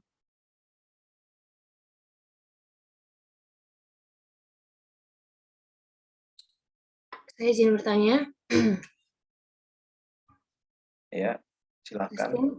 Ya, untuk tadi di awal-awal presentasi menjelaskan bahwa hutan yang objek penilaian kelompok 3 itu berupa Taman Rimba Jambi ya. Tadi Taman Rimba Jambi ini terdapat 2 objek, yaitu Taman Rimba dan juga Taman Mini ya. Nah, jadi yang mau ditanyakan di sini, apakah dalam di situ kan berarti ada yang namanya dua objek yang bisa menjadi daya tarik orang-orang buat datang ke situ ya. Jadi apa sih yang menjadi fokus utama dari misalkan dari kalian menyampaikan kepada para responden untuk menyampaikan WTP mereka gitu? Apakah untuk ke objek yang taman mininya atau ke hutan rimbanya ya, hutan rimba atau taman rimba itu? Jadi karena bisa jadi orang-orang mengetahui lokasi tersebut itu karena adanya taman mininya, bukan untuk ke hutannya ya. Jadi bagaimana pendekatan yang kalian lakukan untuk mendapatkan WTP respondennya? Baik, terima kasih, akan saya coba langsung jawab ya. Sebenarnya di Komplek Taman Rimba Jambi ini dia memiliki 2 tempat wisata, yaitu untuk kebun binatang dan satu lagi taman mini. Dan juga lebih dari itu ada kayak jogging trekking dan segala macamnya. Kami menjelaskan kepada responden kenapa ini penting, karena ini menjadi salah satu RTH yang nantinya akan dimanfaatkan pula oleh masyarakat Jambi itu sendiri. Dan juga kenapa fokus kami untuk objeknya yaitu ke luas, yaitu yang 12.000 meter persegi sekian, itu karena untuk beberapa bagian lain bahkan seperti kebun binatang itu di dalamnya sendiri pertama sudah dikenakan sudah terdapat banyak perkerasan, seperti misalkan jalan yang beton ataupun konblok, dan juga sudah banyak untuk kandang-kandang binatang. Sedangkan untuk perkerasan lainnya seperti yang saya jelaskan, mungkin seperti ada masjid, ada jogging trekking dan segala macamnya. Di sini kami berfokus kepada lahan yang bisa untuk ditanami atau tidak ada perkerasan, karena kami menggunakan dasar untuk peningkatan nilai bidding sebesar 5.000 itu dari penanaman bibit kasia, jadi agar bisa diterapkan di situ. Dan juga untuk lahan-lahan yang kosong itu biasanya terbengkalai gitu, biasanya banyak semak belukar di mana-mana dan juga tidak terawat, dan juga banyak sekali pohon-pohon yang sudah mati seperti pohon sawit tapi masih tetap berada di situ, jadi agak kurang efektif. Sehingga kami menyarankan dengan adanya program ini, dengan menanam pohon kasia, selain dari dia memiliki daya untuk menyerap karbon yang tinggi, dia juga cocok untuk sebagai tanaman hias seperti itu. Dan juga untuk Taman Rimba Jambi ini sebenarnya tidak hanya satu saja yang terkenal, baik itu mungkin dari kebun binatangnya maupun dari taman mininya, karena komplek ini luas dan juga memiliki daya tariknya masing-masing yang hampir setiap kawasan itu tingkat pengunjungnya bisa dibilang ramai. Jadi seperti itu. Terima kasih. Saya kembalikan kepada penanya. Apakah dapat diterima? Oke, baik. Berarti sudah dapat dipastikan tidak ada kebiasaan pemahaman bagi para responden menjawab PTP mereka yang sudah difokuskan hanya untuk penanaman pohon akasia di lahan yang kosong, tidak untuk wisata yang sudah ada di situ ya, Mas Eno dan kelompoknya. Ya, baik. Ya, seperti itu. Terima kasih atas jawabannya. Baik, terima kasih juga. Untuk yang lainnya, apakah ada yang ingin memberikan pertanyaan lagi atau memberikan saran kepada kelompok kami?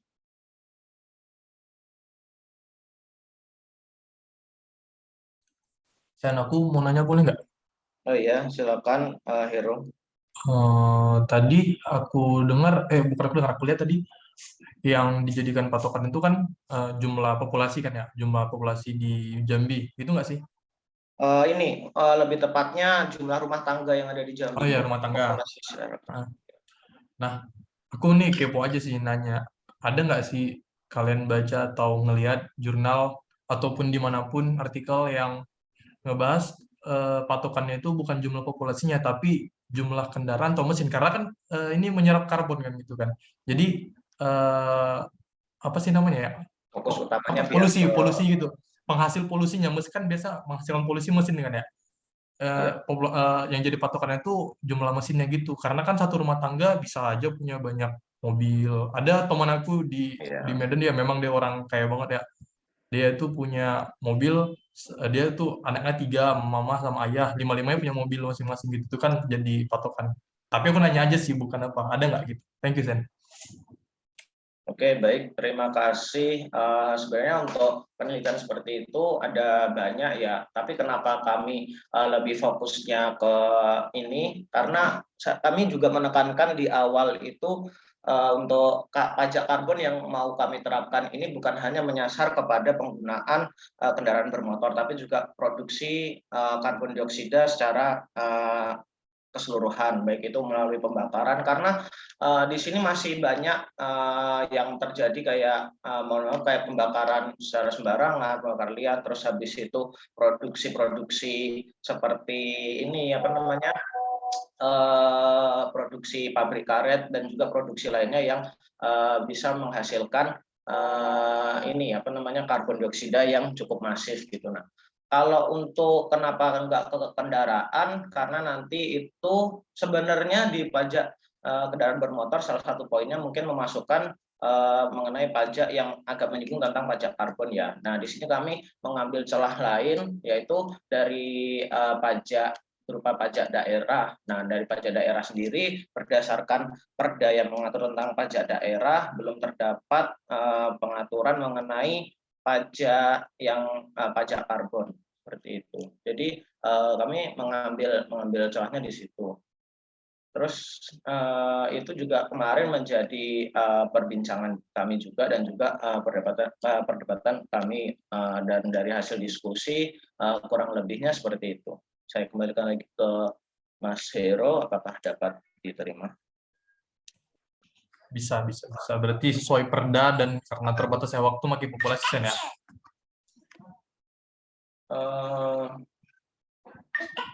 Sebenarnya bukan karena terbatasnya waktu juga sih, karena ini kami tuh bukan kalau misalkan mau motor khusus untuk motor sendiri kan dia nanti masuknya bakalan ke pajak motor ya, terus habis itu nanti program kami itu kalau misalkan nanti khusus untuk motor pengen itu masukin ke pajak motor sendiri, sedangkan pada kenyataannya untuk di Jambi sendiri produksi karbon dioksida lebih dari pajak lebih dari kendaraan bermotor saja, sehingga kami mau yang bisa mencakup lebih dari itu. Dan juga kalau misalkan untuk untuk kendaraan bermotor sendiri, kami asumsikan itu bahwa di setiap rumah masing-masing memiliki satu kendaraan bermotor. Jadi kami menggunakan rumah tangga di sini untuk merepresentasikan bahwasannya setiap rumah tangga itu pasti memiliki kendaraan bermotor. Jadi seperti itu. Oke, baik. Terima kasih ya. Kelompok 4 ya. Terima kasih. Betul toh? Kelompok 3, Pak. Kelompok 3. Kelompok 4 yang nanya ya? Iya. Oh, iya. Oke, sip. Makasih kelompok 3 dan kelompok 4 yang sudah bertanya tadi. Terima kasih juga tadi Hero terakhir memperjelas. Dari saya pertama nih, mumpung ditampilkan, saya ingin kasih masukan ya. Jadi kalau kita menuliskan jurnal, itu nama pertama adalah penulis pertama. Jadi nggak melulu harus yang huruf abjadnya A. Ya. Jadi siapa yang banyak menulis, artinya siapa yang punya kontribusi terbesar dalam tulisan tersebut, itu dituliskan nomor pertama. Misalnya Seno, paling banyak ya. Seno yang membuat latar belakang, yang mengolah data, misalnya gitu ya. Yang membahasakan hasil pembahasan dan sebagainya, ya paling berkontribusi Seno di nomor 1. Nah, jadi semakin ke belakang itu semakin kecil perannya. Ya, jadi penulis pertama itu adalah penulis yang paling besar perannya di dalam jurnal. Silakan nanti didiskusikan dan saya mohon ditaruh paling belakang. Ya, karena saya kontribusinya adalah memberikan saran saja. Ya, jadi pasti paling kecil di antara teman-teman semua yang ada di situ. Ya, itu yang pertama. Lalu yang kedua, masukan saya untuk kelompok 3 ini ya, menarik bahwa kita coba melakukan valuasi terhadap layanan dari penyerapan karbon ya, yang kita dekati dari pajak karbon. Jadi tadi sedikit pertanyaan dari Hero memancing ingatan saya tentang kita menyebutnya dengan point source atau non point source ya. Jadi polusi di dunia ini ada 2 pendekatannya. Pendekatan yang berbasis sumbernya diketahui, atau yang kedua sumbernya tidak diketahui. Tidak diketahui ini dalam hal bukan berarti letterlek kita tidak tahu, tapi saking banyaknya sehingga kita tidak bisa mengidentifikasi. Ya, contoh sederhana dari point source yang polutan point source adalah kendaraan bermotor. Ya, kita bisa mengidentifikasi kendaraan bermotornya ada di mana, punya siapa, itu bisa. Sehingga pajak ini dikenakan kepada yang point source-nya itu jelas. Bagaimana kalau point source-nya tidak jelas? Ya, artinya kita tidak mengetahui siapa sebenarnya penghasil dari polusi ini. Maka kita bisa menetapkannya secara cukai kalau di negara kita. Ya. Jadi yang dibebankan itu barangnya. Kalau kayak tembakau, itu yang dibebankan itu rokok, pencemaran yang disebabkan oleh asap rokok itu atau dampak negatif yang disebabkan oleh asap rokok itu dikenakan cukai untuk merepresentasikan bahwa ada kontribusi dari si pencemar. Sama juga dengan pestisida, ya, itu dikenakan ada beban pencemarnya, ya, karena kita belum bisa mengetahui apakah Hero yang nanti memakai pestisida tersebut ataukah Seno ataukah yang lain, ya, jadi bukan ke orang per orangnya tapi ke bendanya. Ya, kalau pajak kendaraan bermotor kita bisa mengidentifikasi langsung by name by address ke Seno karena Seno punya kendaraan bermotor, karena di surat-surat kendaraan bermotor itu merefer kepada kepemilikan Seno. Nah, kira-kira begitu teman-teman ya. Jadi konsep penerapan pajak dan konsep penerapan kita mengestimasi penyerapan karbon ini dari pajak karbon, maka kita perlu memperdalam sampai hal tersebut, saya rasa ya. Sehingga kita betul-betul bisa mengimplementasikan nantinya atau minimum mendekati sampai kepada tataran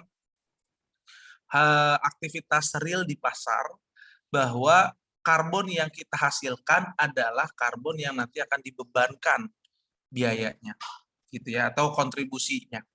Ya, tadi kalau kita melihat apakah rumah tangga itu menghasilkan karbon, secara prinsip iya. Ya, rumahnya Hero, rumahnya Seno, rumahnya Abdillah itu penghasil karbon. Padahal misalnya rumah saya adalah penghasil karbon. Saya nggak punya mobil, tapi tetap saya menghasilkan karbon. Karena apa? Karena listrik yang saya hasilkan itu bersumber dari pembakaran fosil, gitu ya. Jadi yang bisa dikenakan pajaknya bukan bahroinnya, tapi adalah per kilometer hour listrik yang kita konsumsi. Ya kan? Karena itu sama aja tadi kayak rokoknya. Ya, bukan rumahnya yang dikenakan, tapi per kilometernya. Sama dengan kendaraan bermotor, bukan per kilometer kendaraannya, tapi kita saat ini di negara kita masih per kendaraan atau per cc satuan kubikasi dari mesinnya. Semakin besar kubikasi mesinnya, semakin besar pajak yang dia harus bayarkan, dengan asumsi konsumsi terhadap bensin dia itu berbanding lurus dengan kubikasi dari mesinnya. Jadi cc itu merepresentasikan besarnya besarnya konsumsi bahan bakar yang dibutuhkan. Nah, melihat kepada itu, maka ya kita khususnya di kelompok 3 ini lebih pas rasanya ketika kita mengidentifikasi atau menstatekan, menjelaskan di dalam mekanisme pasar yang kita bangun, ya, hypothetical marketnya, itu kita mau pakai pendekatan yang mana. Karena kalau kita merefer kepada rumah tangga, maka aktivitas apa di rumah tangga? Gitu ya. Kalau kita tadi asumsikan semua rumah tangga punya kendaraan bermotor, saya rasa cukup kasar karena kita punya datanya. Ya, kita punya jumlah kendaraan di Kabupaten Jambi atau di Kota Jambi sendiri gitu ya, atau di Provinsi Jambi sendiri.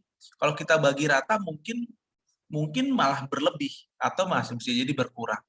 Ya, dan rumah tangga itu bukan merupakan unit yang menghasilkan listrik secara point source tadi, ya. Dia adalah rumah tangga adalah objek yang menjadi non point source-nya, karena sumber utama penghasil karbonnya adalah dari listrik yang day by day mereka rilis. Walaupun listrik di Jambi, ya, kalau Jambi mungkin punya lah, ya, listrik di Jambi mungkin sebagian disupport dari Sumatera Selatan karena PLTU-nya banyak di Sumatera Selatan, misalnya. Gitu ya. Tapi aktivitasnya, penyebab utama menghasilkan karbon di Sumatera Selatan boleh jadi ada kontribusi orang Jambi. Nah, kasus-kasus begini, teman-teman semua, ini adalah hal-hal yang biasa kita temui dalam pengelolaan sumber daya alam atau kasus-kasus lingkungan yang kami sebut dengan istilah transboundary, artinya lintas batas daerah. Ya, sungai tadi itu, ya, di Ciliwung atau di Citarum itu ada Bandung Barat, ada Karawang, ada Bekasi, ada Cikarang, ya, itu udah beda-beda daerah semua, gitu ya. Ada Jatiluhur, ada di, ya itu Karawang lah, ada di Karawang, gitu ya. Itu beda semua, itu transboundary. Karbon transboundary juga. Ya, jadi kita bisa saja, kalaupun mau pakai pendekatan pajak, saya lebih menyarankan untuk pajak kendaraan bermotor, karena kita menjadi polutannya itu, source of pollution-nya itu menjadi point source. Jadi kita point, jadi udah ada titiknya, udah tahu kita. Mobilnya Seno, mobilnya Hero, mobilnya Abdillah. Itu udah tahu. Itu, ya. Lepas itu dipakai nggak dipakai, urusan nomor 10. Tapi ketika dia punya mobil itu penghasil utamanya. Gitu, ya. Kira-kira itu ya, teman-teman semua, nanti bisa dipertajam secara umum. Saya sangat senang ya, apa yang teman-teman buat itu menurut saya sangat mendekati keilmiahan yang kita maksud ya. Jadi saya sangat akan beri apresiasi khusus untuk teman-teman dari kelompok yang tadi presentasi ya. Mudah-mudahan bisa lagi layar saya. Weh, sorry ya, tiba-tiba bisa, nggak tahu nih. Nah, jadi terima kasih atas kesediaannya untuk mempresentasikan, dan tadi saya sangat senang semua teman-teman di sini sangat antusias untuk bisa mempresentasikan hasilnya. Lepas dari apapun, apa yang kalian sudah lakukan itu akan menjadi sebuah proses pembelajaran dan juga proses perbaikan-perbaikan terhadap hal-hal yang memang sudah dicoba dituliskan atau dinyatakan. Ya, saya secara pribadi mohon maaf apabila banyak kekurangan khususnya di dalam proses pembelajaran hari ini. Mudah-mudahan apa yang kita lakukan bisa bermanfaat untuk kalian, khususnya untuk saya mendapatkan banyak insight sekali dari kegiatan hari ini yang perlu saya follow up untuk keberlanjutan dari keilmuan valuasinya. Terima kasih. Sebelum saya tutup, tadi saya cek di presensi, ternyata masih pertemuan ke-12. Nanti Harold tolong ditanya ya, karena kemarin pertemuan 12 saya pikir kalau di IPB itu kalau ada kuliah umum, saya dosen tidak punya hak untuk mengisi presensi karena ya itu kuliah umum, saya nggak punya kontribusi apapun ya. Yang mengisi biasanya itu dikosongkan atau dibebankan kepada pemateri ya. Tapi mohon nanti ditanyain ya Harold bagaimana teknisnya di PKN STAN, karena saya jujur belum pernah kebagian yang dapat kelas ada kuliah umumnya ya. Kira-kira gitu, nanti tolong diinfokan ke saya, tapi untuk presensi tadi semua saya isi semua ya. Mohon maaf Pak. Ya. Untuk terkait presensi kuliah umum, dosen pengampu Pak yang absensi. Oh saya. Pak dosen Pak. Iya Pak. Oke, baik. Berarti udah saya eksekusi tuh. Jadi nanti pertemuan ke-13 hari ini belum tercatat. Berarti nanti kita perlu ada satu pertemuan ini saja pengganti mungkin ya. Karena di sistem saya tadi masih pertemuan ke-12 tuh, Harold. Oh iya, Pak. Nah, nanti mohon ditanya saja bagaimana tuh kalau misalnya minggu besok jadi di minggu ke-14 itu jadi minggu 13, apakah di antara waktu itu kita bisa punya waktu kelas pengganti bahasanya gitu, walaupun kita nggak perlu hadir, saya langsung isi saja secara sistem untuk membahasakan pertemuan kita di hari ini. Ya. Baik, Pak. Secara prinsip sudah saya screenshot, tinggal nanti saya sampaikan di sistem, saya laporkan gitu aja. Terima kasih banyak teman-teman, sehat-sehat terus ya. Sekarang saya dengar juga beberapa teman-teman saya di kantor ada yang giliran terkena sakit gitu ya. Jadi saya berpesan supaya teman-teman semua bisa jaga kesehatan dan kita bisa secepatnya bertemu perkuliahan tatap muka ya secara offline. Mudah-mudahan semester besok sudah bisa kuliah tatap muka ya, dan bisa ketemu dengan teman-teman semua ya di kesempatan yang lain. Terima kasih. Saya akhiri, wabillahi taufiq wal hidayah. Wassalamualaikum warahmatullahi wabarakatuh. Sampai ketemu minggu depan dengan 3 kelompok lainnya ya. Siap-siap kelompok 1, kelompok 4 dan kelompok 6 ya. Ya, sip. Terima kasih. Assalamualaikum warahmatullahi wabarakatuh. Waalaikumsalam warahmatullahi wabarakatuh. Terima kasih Pak. Selamat siang, Pak. Selamat siang. Terima kasih. Yuk.